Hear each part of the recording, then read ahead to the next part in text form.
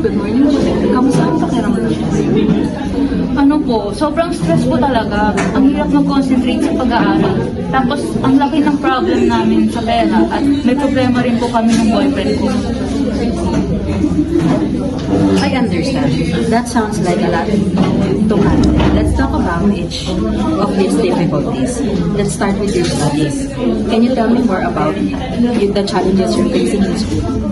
I'm struggling po sa mga major subjects ko. Palagi na lang ako nag-underform at nawawalan na ako ng gana.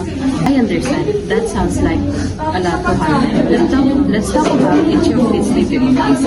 Let's start with your studies. Can you tell me more about the challenges you're facing? I'm struggling po sa mga major subjects ko. Palagi na lang ako nag-underform at nawawalan na po ako ng gana.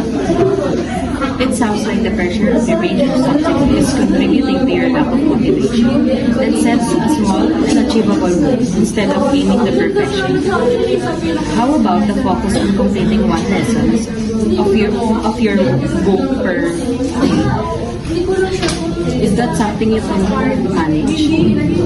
Siguro, And about your family's financial problem, how is that affecting you? sobrang stress po talaga. Nakaka-guilty po kasi feeling ko po burden po ako sa kanila.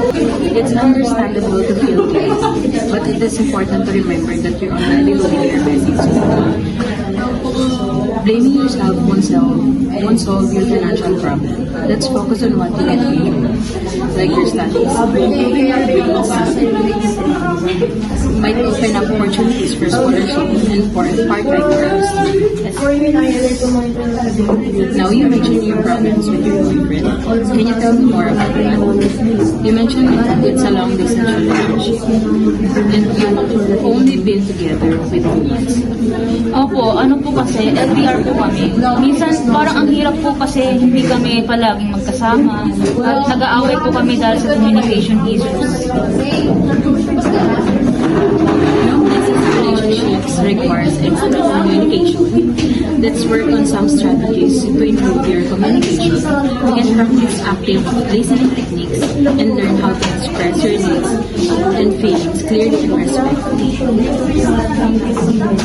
We'll address each of these areas: your studies, finances, and your relationship one step at a time. Next week, let's review your study schedule, discuss your financial problem, and practice some communication techniques. Remember, small steps are okay. Thank you po.